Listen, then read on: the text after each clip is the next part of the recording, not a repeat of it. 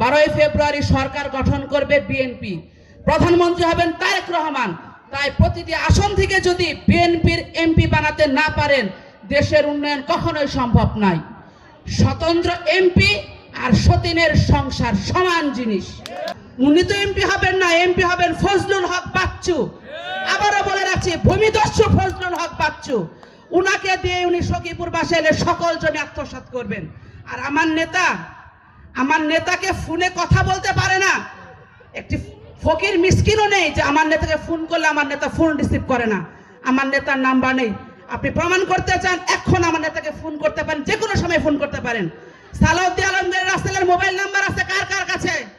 কেউ বলতে পারবেন না, নেতারাও বলতে পারবে না, তাকে ফোন করা যায় না। তার সঙ্গে দেখা করতে পারবেন? আসলে উনি অসৎ উদ্দেশ্য নিয়ে এসেছেন। কারণ কি জানেন? 17 বছর উনি বলেন যে আমি তো বিএনপির লোক। 17 বছর কোথায় ছিল ওনার বিএনপি?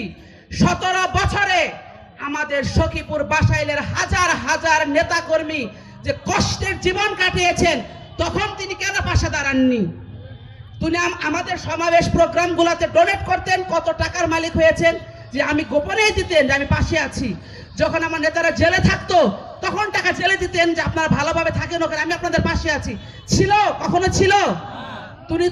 তিনি তখন ভেবেছেন এখন যদি আমি বলি যে আমি তো বিএনপির লোক, তাহলে তো আমার ব্যবসার লাল বাতি জ্বলে যাবে। আসলে উনি ভেবেছেন যে তারেক রহমান লন্ডন চলে গেছেন, খালেদা জিয়া জেলে, এই বিএনপি জীবনেও মাথাচাড়া দিতে পারবেন না। উনি কি করলেন? শেখ হাসিনার সাথে হাত মিলিয়ে উনি ব্যবসাতে হাজার হাজার কোটি টাকা রোজগার করলেন। আবার যখন দেখেছেন যে এখন তো শেখ হাসিনার ফাঁসির হুকুম হয়ে গেছে, আল্লাহ, আওয়ামী লীগের তো কোনো ভবিষ্যৎ নেই, এবার তো প্রধানমন্ত্রী হবে বিএনপি থেকে তারেক রহমান, উনি আবার কি করলেন? এখন আবার নাটক শুরু করছেন। উনি একজন নাট্যকার, নাটকের অভিনেতা। উনার অভিনয় আমরা কেউ ভুলবো না। উনি আবারও এসেছেন আরেকটি নাম ভাঙে, আবারও টাকার পাহাড় গড়ার জন্য। উনাকে বলবো আপনি নর্থ বেঙ্গলে যান, নীলফামারী, কুড়িগ্রাম, রংপুর, গাইবান্ধার মানুষ শীতে প্রতিদিন মারা যায়, আপনার খবরে দেখবেন।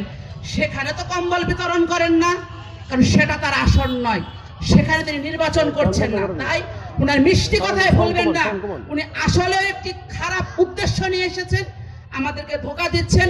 যদি এই ধোঁকায় আপনারা পড়ে যান এবং উনাকে এমপি নির্বাচিত করেন, আপনাদের দুঃখের কোনো শেষ থাকবে না। আগামী 5 বছর কাঁদতে কাঁদতে জীবন যাবে এবং বলবেন হায় আল্লাহ কি ভুল করেছিলাম। মনে রাখবেন, 12ই ফেব্রুয়ারি সরকার গঠন করবে বিএনপি, প্রধানমন্ত্রী হবেন তারেক রহমান। তাই প্রতিটি আসন থেকে যদি বিএনপির এমপি বানাতে না পারেন, দেশের উন্নয়ন কখনোই সম্ভব নয়। স্বতন্ত্র এমপি আর সতীনের সংসার সমান জিনিস। তাদের কোনো প্রকার অধিকার থাকে না, নামেই শুধু বউ থাকে, নামেই শুধু এমপি থাকে।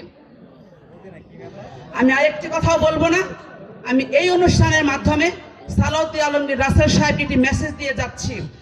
ইনশাআল্লাহ ইনশাআল্লাহ ইনশাআল্লাহ 12ই ফেব্রুয়ারি ধানের শীষ প্রতীকে আমার মা বোন, আমার ভাইয়েরা ভোট দিয়ে আমার নেতা আলহাজ অ্যাডভোকেট আহমেদ আজম খানকে ইনশাআল্লাহ এমপি বানাবেন।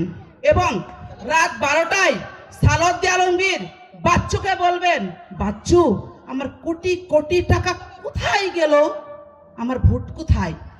চ্যালেঞ্জ করলাম আপনাকে। ধন্যবাদ সবাইকে।